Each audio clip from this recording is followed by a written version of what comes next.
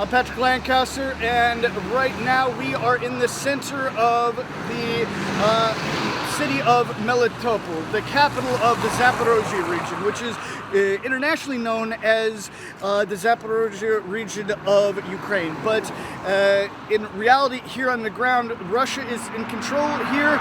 This is one of the 4 regions of Ukraine that had a referendum a Russian-backed referendum to break away from Ukraine and join Russia in September. But we're here on the ground because we're bringing to you the facts of the increase of terrorist-style attacks by Ukraine and pro-Ukrainian forces.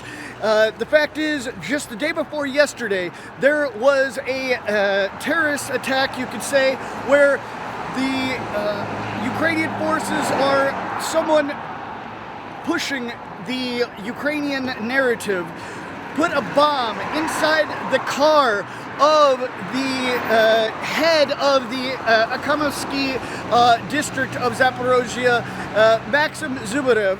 And just here, right across the street where that car is pulling in, is where the car laid to rest right after it was coming down the street and exploded while it was in motion. And we could see that video here that was taken just after the fact, and also some photos showing some horrible results of this attack. Now, he is in the hospital right now. Not sure exactly if he's going to make it or not, but we hope the best.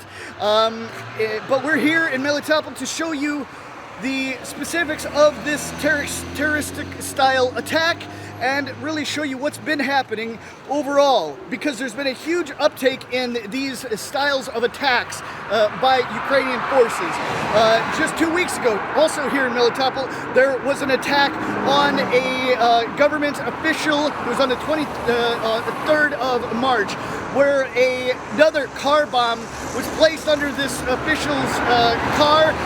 He was actually one of the officials in charge of the public transportation. He, unfortunately, died in the attack. Now, these car bombs over the last year have been pretty frequent. Just over a week ago in Mariupol, the chief of police had a car bomb, a bomb in his car, and it exploded when he was walking up to his car. He said that he survived, but the fact is these terrorist attacks just keep continuing, getting more often. As many know, just days ago, there was an attack in St. Petersburg where Ukraine forces, or pro-Ukrainian activists, put a bomb inside a small statue in the meeting of a former soldier but current journalist and blogger, and he was killed instantly, and it said over 30 people in this cafe were injured. Now, bombing a cafe, there's no question, that's a terrorist act. So the fact is, we're here on the ground to show you what's happening, because over the last year, it said there's been close to 20 government officials killed in these terrorist-type attacks. So we're here on the ground to show you what the Western mainstream media won't show you. We want you to have a choice of what you're going to watch. We want you to see things on that side of the line, because I'm not in Kiev, I'm not in Odessa. I'm here in, right now, the Zaporozhye region, which is claimed by Russia as part of Russia, but as well claimed by Ukraine as part of Ukraine. But the fact is, Russia's here in control, and there was a referendum here to join Russia. We covered that and showed you the footage from that referendum, as we did all of the regions, the 4 regions. So right now we're going to see as much information as we can here on the ground in Zaporozhye on this topic and how the general situation here in Melitopol is. So please like, share, and subscribe. Remember, we're totally independent, crowdfunded journalists. You can support our work with the link on the screen or in the description.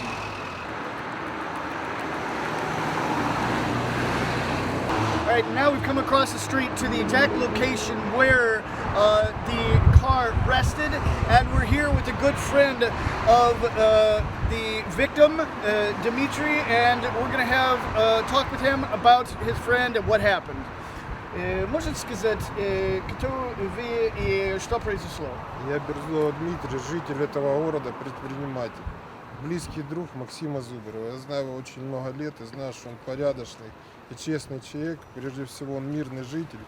Руководил Акимовским районом и никогда не брал в руки оружие.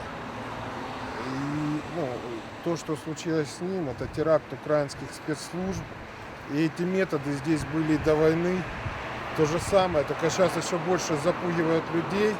И просто у Зеленского вот так вот лежит карта и у бывшего мэра города Воришки Федорова, который просто вот так помечает, на кого сегодня будет охота у террористов.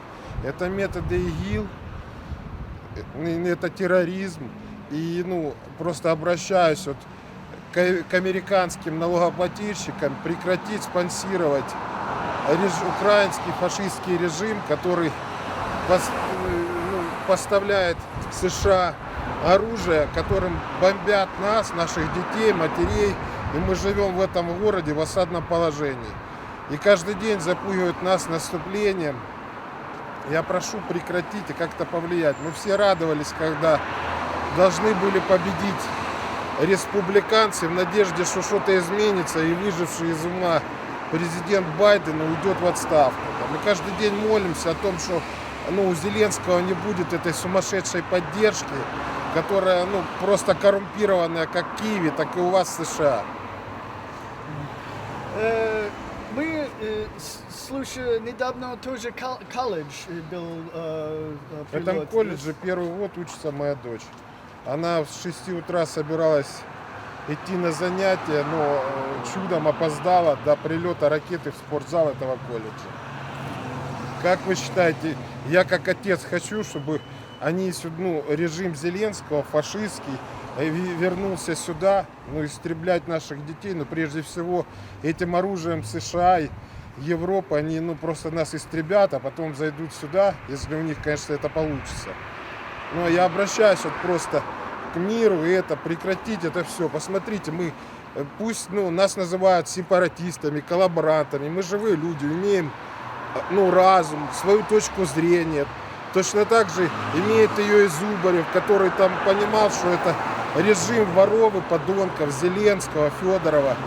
Говорил об этом, из-за этого он пострадал. Пострадал из-за своей последней передачи, в которой я тоже дал комментарий про СБУ, о том, что тут творилось беззаконие, тех, кто не платил, и бизнесмены, и горожане, тех или отстреливали, или взрывали, или стреляли по окнам. Каждую ночь палились машины, только издевались над людьми любыми способами. СБУ здесь полностью контролировал этот город, и об этом знал и мэр города Федоров, и нардеп Минько, который возглавляет в тандеме с Федоровым, был и грабил этот город вдвоем. А сейчас он в комиссии Верховной Ради по законности. О какой законности идет речь, если они сейчас дают добро, комментируют и участвуют в этих терактах?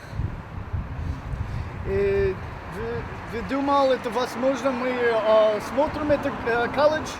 Конечно. Да? Хорошо, спасибо за все и извините за твой друг. Но, so, we've seen a little bit of what his friend has to say and about the situation, and we're just doing our best to investigate as much as possible, get as much information on this. So it seems now we're going to go have a look at some damage from shelling on a college here, and then we're going to move on to investigate this situation of the terrorist attacks further, but we're just bringing you enough overall information here on the ground in Melitopol, because you're not going to see this anywhere else in English.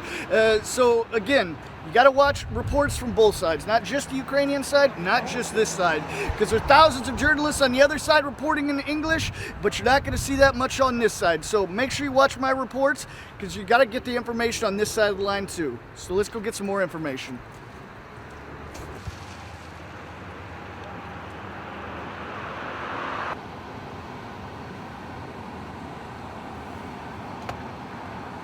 Можете сказать именно, где мы едем сейчас? Мы сейчас едем в автомоторный техникум, где учится моя дочь, куда несколько дней назад прилетела украинская ракета, запущенная украинцами и купленная на деньги США, за которые заплатил американский народ. По-моему, бомбили хаймерсами техникум, в котором учатся просто дети от 14 до 17 лет. Ракета попала в спортзал, и какой-то корпус учебного заведения. Там нет военных, там нет военной техники. Там просто дети. И их вина в том, что они живут в этом городе. И родители их не вывезли по указке Зеленского и Федорова. Всем надо было бросать свои дома и уезжать с Мелитополя, идти воевать за наркомана и подонка. За киевскую власть, продажную, марионеточную, которая говорит США, что ей делать. Здесь не разделяют эти взгляды, и с 2014 года здесь 99% было за Россию.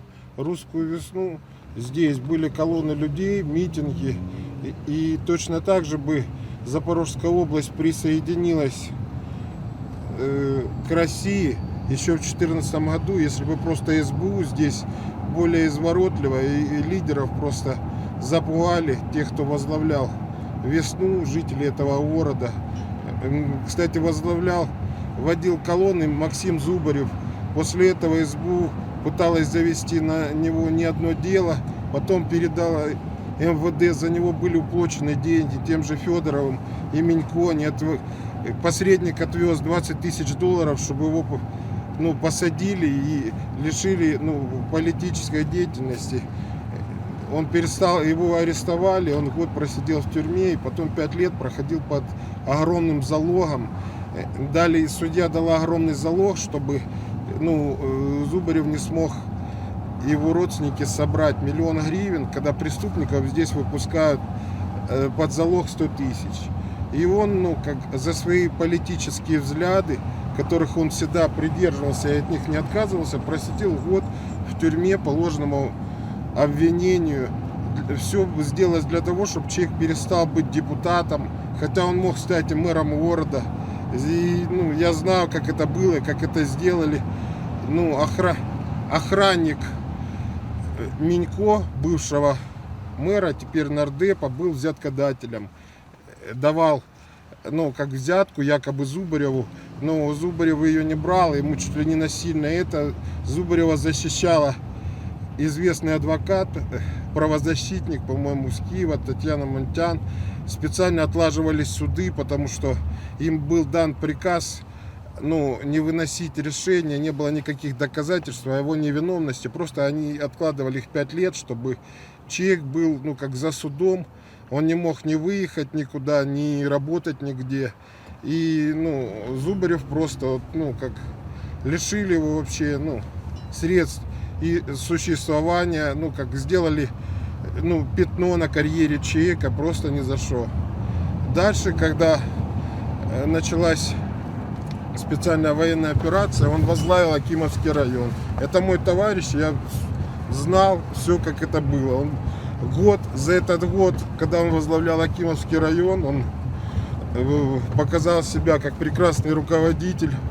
Он не забывал ни о детях, сутками проведывал школы, детсады, делал все, чтобы здесь жили нормально и жители Акимовского района. Сейчас он собирался перейти вроде бы в Москву и там работать по правозащитным организациям, показывать здесь, о том, какие преступления творятся здесь. Здесь он был для украинских террористов, он был один из целей номер 1, я думаю. Вот колледж, сейчас мы будем подъезжать к нему, там где... Обратите внимание, это центр города, везде люди. Взрыв был, по-моему, около 8 утра, 8-9, если я не ошибаюсь. Когда уже все дети на занятиях, вот здесь, вот спортзал, где он там, вот он, вот разрушение, все.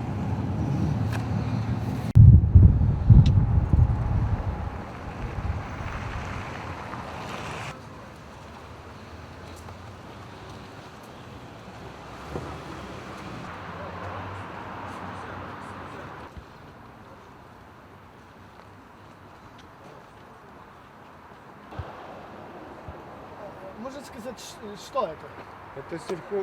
Это автомоторный техникум, в котором учится моя дочь. Ага.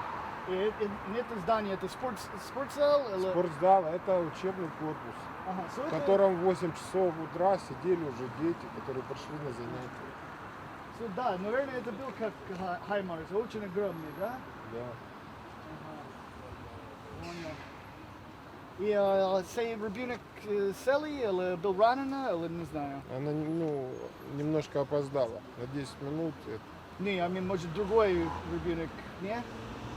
Другие дети. Вы знаете как? Не здесь и преподаватели, и родители, которые все возмущены, просто боятся из-за киевского режима давать комментарии.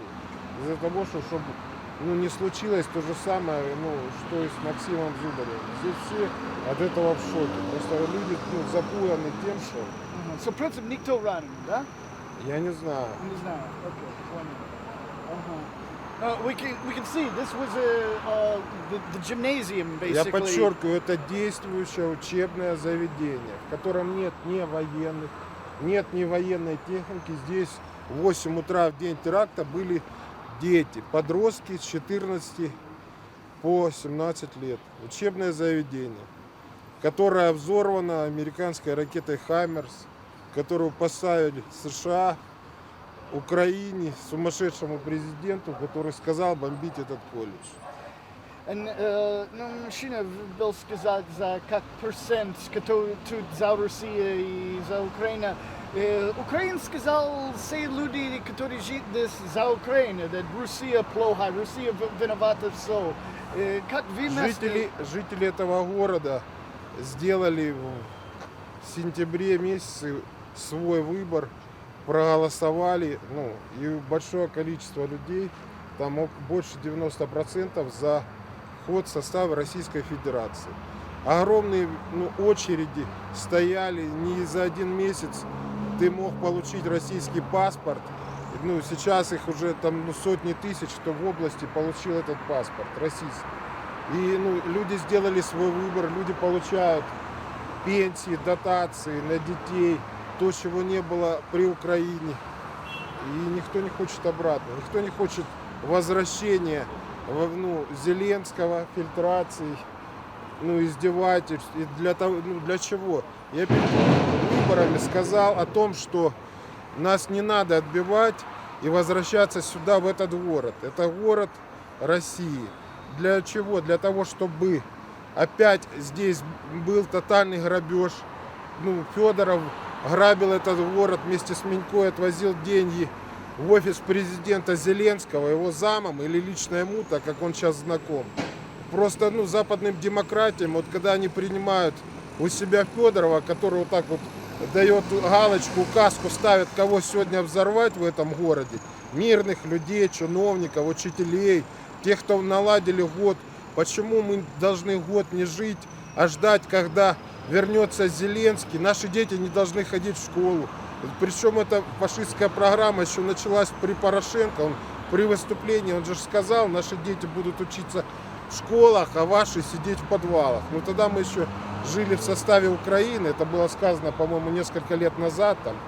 А сейчас, получается, мы повторяем судьбу Луганска, Донецка из-за своего выбора. Я считаю, это надо прекратить и садиться за стол переговоров.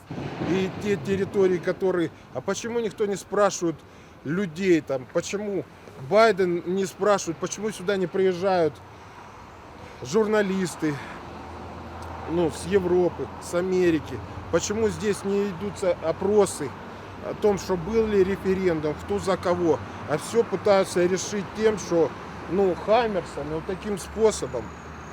Это же бред, это же дальше, американское телевидение с его цензурой покажет, что это, разбомбили русские этот колледж, это же бред и фальсификации. Давайте уже говорить правду об этой войне. Украина бросила этот город еще 25 февраля. Здесь никогда... Приехала одна скорая лекарств, мародеры ограбили этот город полностью.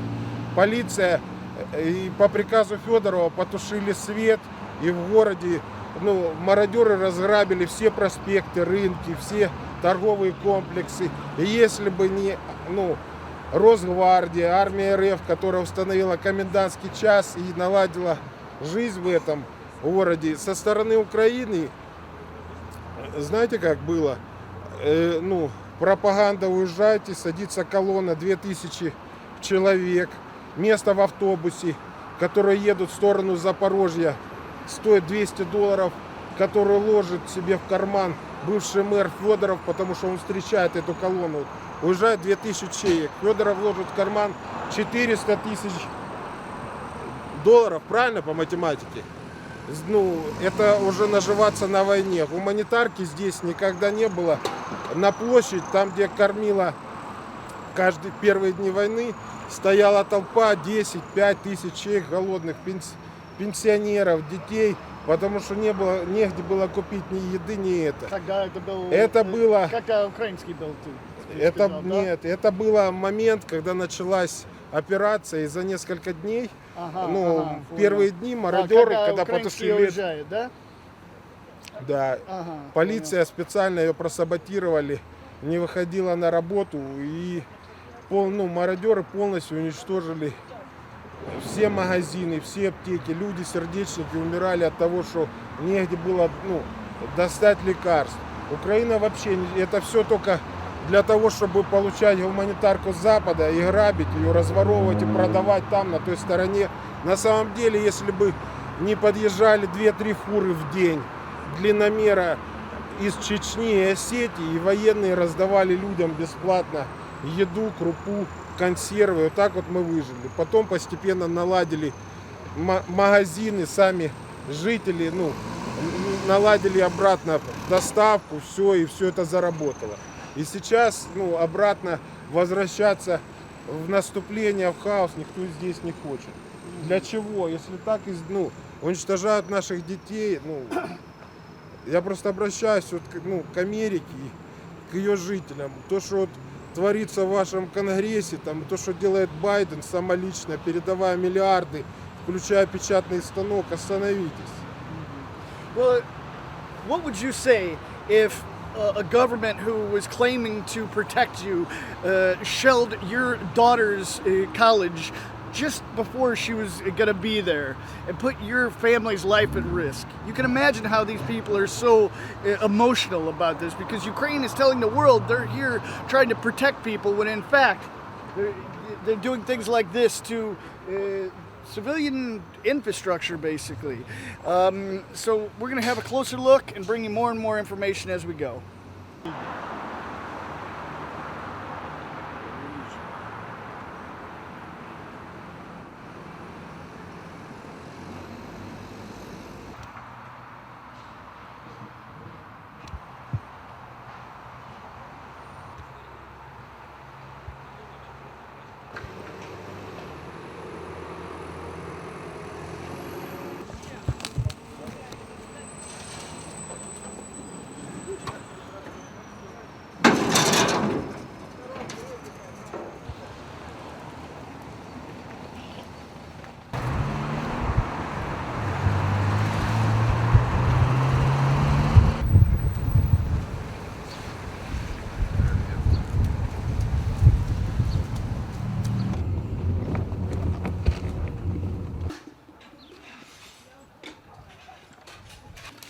We moved on to a residential area here in Melitopol, where there was an impact just days ago, and they're actually repairing some of the damage and cleaning up some of the debris. We're going to have a closer look to see what information we can find out here on the ground. Okay.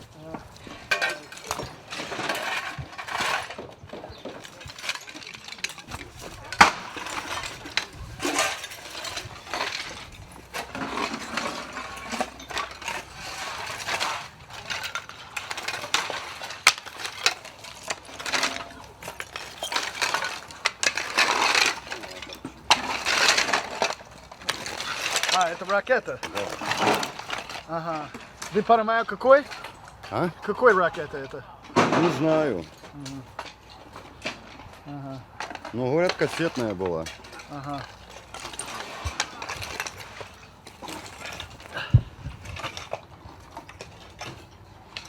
So there's a piece of the rocket. So we can see what appears to be a piece of the rocket stuck in the ground there, and we found some of these shrapnel pieces. It could be part of a HIMARS, but the hole here seems pretty small, so it could be cluster bombs fired from a HIMARS as well. But we've seen this yellow color quite often before. Comment below if you understand exactly what it is, or if you can give me an insight on what this attack was caused by. But we're going to continue on and try to find one of the locals here, the residents, and see what they have to say about the situation.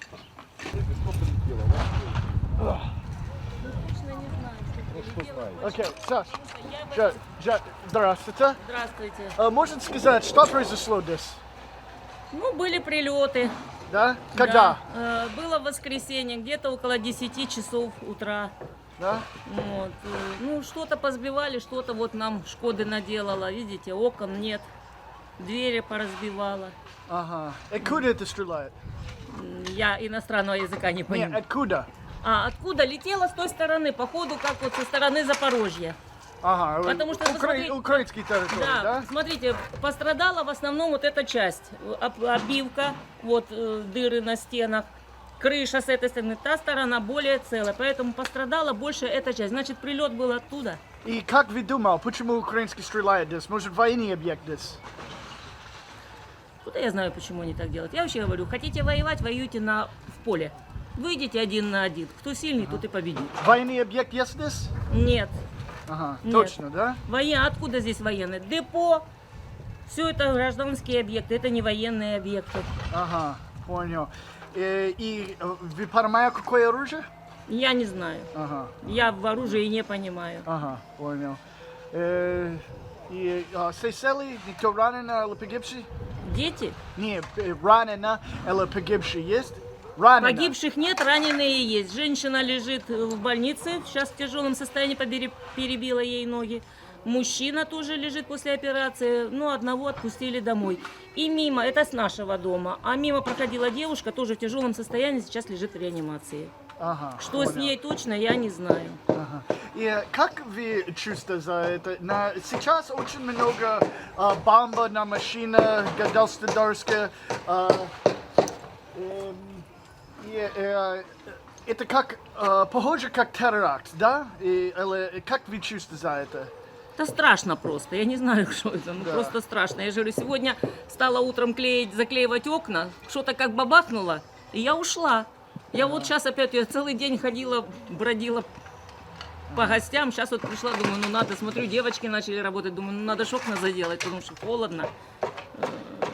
И позавчера на центр города был бомба на машинах. Да, взорвали, я читала, да, Да. что взорвали машину, глава администрации, по-моему, Акимовки, Да. да, тоже он в больнице сейчас лежит. Да. И как вы чувствуете за это? Это не первый раз был. Ой, у нас теракты постоянно. Машины взрываются уже у нас не первый раз, это уже было много раз. И вы читаете это как теракт? Да, Да. читаем, читаем. И всё. украинские сделали это или А как? кто же? Ну а кто еще будет делать?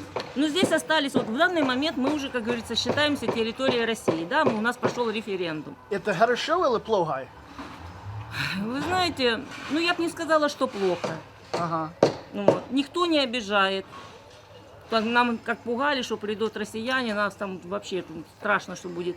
У нас и военные в городке были, при этом никто не приставал, не цеплялся, не обижал. У нас наоборот подходили, спрашивали, может вам что-то надо, может вы в чем-то нуждаетесь. Ага. И как вы чувствуете, подумал, почему украинские сделали как похоже теракт? Ну они же хотят назад вернуть все территории. Оккупированные, как они говорят, территории, они хотят вернуть назад. Вроде как я читала обращение Зеленского, он говорил, что убегайте, уходите, пока есть возможность. Наш Ваня Федоров тоже говорит, эвакуируйтесь из города, уезжайте из города, потому что будет страшное контрнаступление. Вы будете уезжать? Я не буду уезжать, мне некуда бежать. Я у себя дома, что я должна куда-то ехать? Твое окно все побил, да? Окна, двери, Ага. Ну, слава богу, целый, да? да. Как Мам, зовут?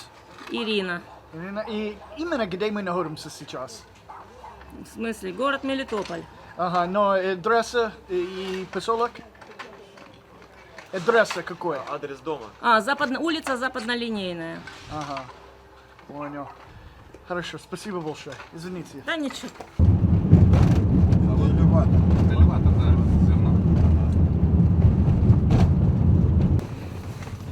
Максим мой товарищ, я знаю его много лет.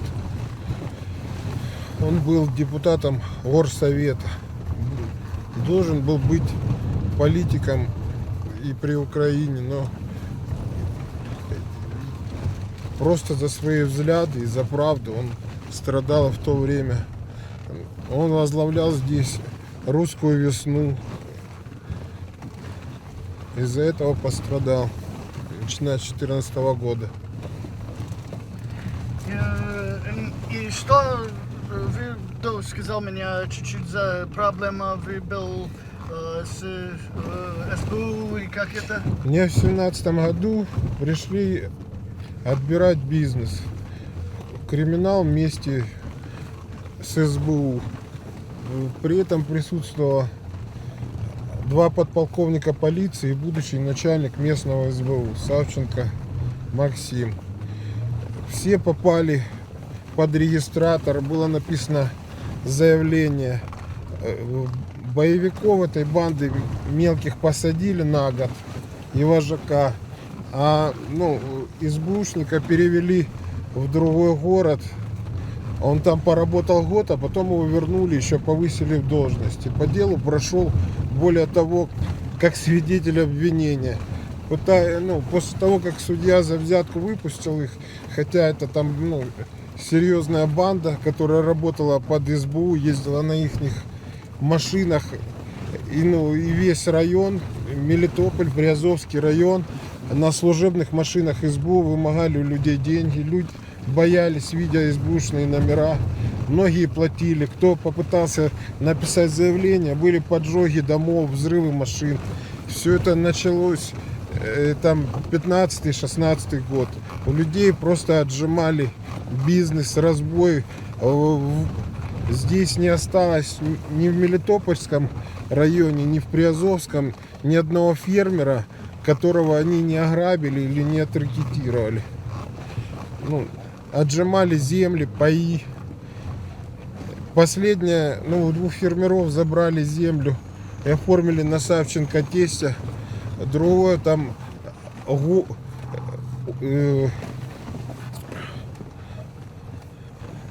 депутаты райсовета отдали землю, и один депутат проголосовал против, чтобы отдали огромный пай земли Савченко тестю, это начальнику местного СБУ, ему спалили машину. Все эти истории реальные. Награбили, забрали дом у сына ректора Таврической академии. Он уехал из страны.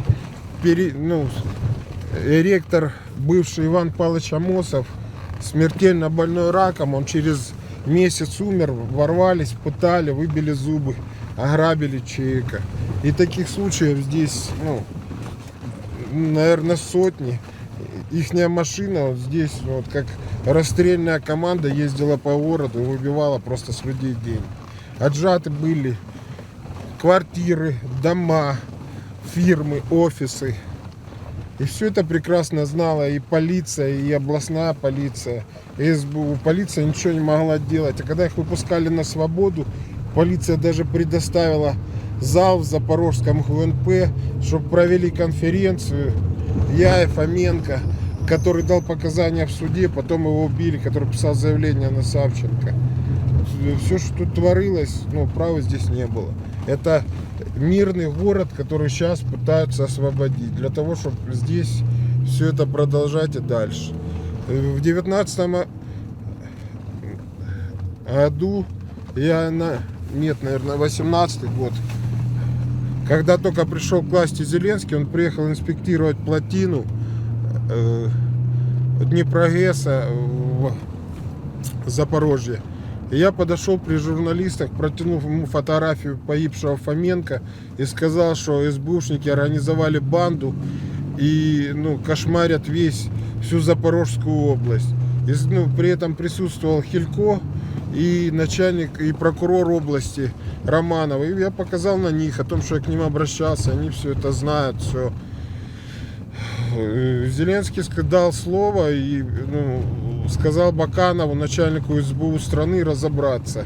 Результат этих разбирательств: на меня завели 3 уголовных дела. Заминировали здание в центре города, торговый комплекс. Это все результат общения. И судили меня, требовали 100 тысяч извинения перед СБУшником, который вымогал у меня в деньги и является в уголовном деле. На него было уже уголовное дело. Обвиняемым требовал 100 тысяч и написать письмо президенту Зеленскому о том, что СБУ никогда не вымогала с меня денег. Я обращался на личный прием в Запорожской области. На тот момент Зеленский назначил Безрукова Бориса Васильевича, который является знакомым его папы, и занес 160 тысяч долларов. Это говорю не я, а лейтенант контрразведки, которого выгнали из Запорожского СБУ. Это все рассказывал и в блоге, и у блогера Шария. После того, как он дал свои комментарии, ему даже нашли работу, по-моему, у Буданова в ГРУ, лишь бы он только замолчал после того, как он дал полный расклад Запорожского СБУ. Сюда приезжала комиссия киевская, которую купил Безрукий. И поток денег с 2018 года пошел уже в Киев, уже в новом исполнении. Не от Хилько, начальника СБУ, а уже следующего. Обращались и в военную прокуратуру, прокурору Саповнику, потому что СБУшника может арестовать только военный прокурор. Прокурор взял документы, синициировал, что он их берет с начальником внутренней безопасности СБУ, подставил левого чека, то есть разыграл, взял документы и это. Потом этого Саповника взяли на взятки. Тотальная коррупция. За все преступления платится в ВБ СБУ. ВБ обращались в центральный аппарат СБУ перед войной. ВБ отнесли все документы, материалы не только свои, но и людей, которые к нам обращались, которых стреляли по детям, дали видео, дали показания, были опрошены. В итоге сказали, что тогда сменили, по-моему, начальника ВБ СБУ Украины Наумова, что придет новый генерал и все это поменяет. Результат такой, что тот, кто опрашивал, сказал, что за них потянули, за вашего начальника СБУ Савченко опять вмешались Минько и Федоров, ваш мэр и нардеп, которые страшно переживают за СБУ, потому что на них лежат компроматы. И после этого все осталось по-прежнему. Я попросил ВБ дать в Киеве письменный ответ, так как я давал показания. Никто этого не дал. У меня есть и записи, и видео тех беззаконий, что творит это. Все, при этом приезжали все время с Киева, с ДБР, с центрального аппарата, с Министерства внутренних дел. И говорили о том, что о вашей ситуации знают. И подождите, собирают команду, чтобы покончить с коррупцией и с этой бандой. Никто этого не сделал. Никто их не арестовал, никто не... Потому что СБУ — это люди, которые непосредственно подчиняются только президенту. И никто... Это бетонная стена, которая бесполезна. Если к вам пришли отжимать бизнес, вы рано или поздно его потеряете, потому что закона в этой стране нет. А сейчас, мы живем в РФ, но в Новой России, а СБУ по-прежнему проводит здесь теракты и считает, что оно сюда вернется. Это ужасно. На примере моего товарища, который сейчас лежит в больнице, теракт, который они провели, там спецслужбы, и то, что они рассказывают, что это партизаны, это бред, потому что это очень профессиональный теракт. И не надо здесь отстреливать мирных жителей, как это не охота, мы живые люди. И я хочу, чтобы это услышали там.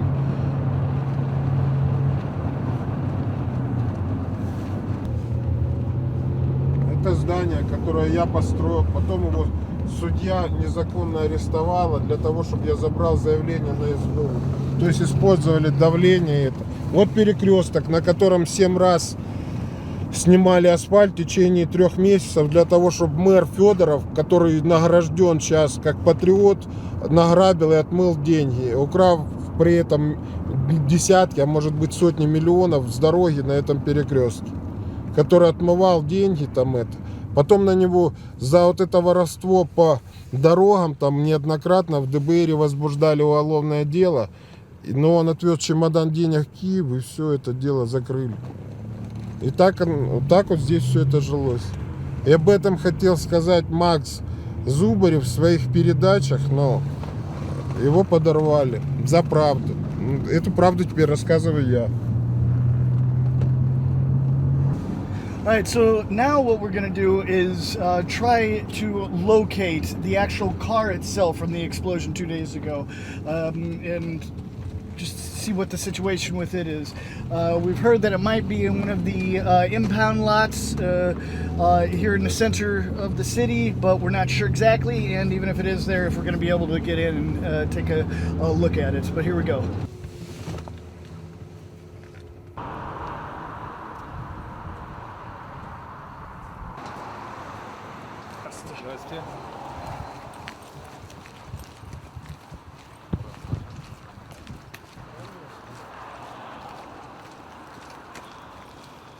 All right, so we've made it inside basically the police impound yard where they hold a lot of the destroyed cars, or just impounded cars for that matter. But we have been able to locate the car of the person that was heavily injured just the day before yesterday. We see how there's some shrapnel holes in the window here, and if you come this way, we can see how there's no question here that this was a bomb placed underneath the driver's seat here. We see the blood still, how the bomb was placed underneath and exploded up through the bottom of the car and severely injured this man, as you can see. Now, this is just one of the many terrorist-style attacks that has been happening here.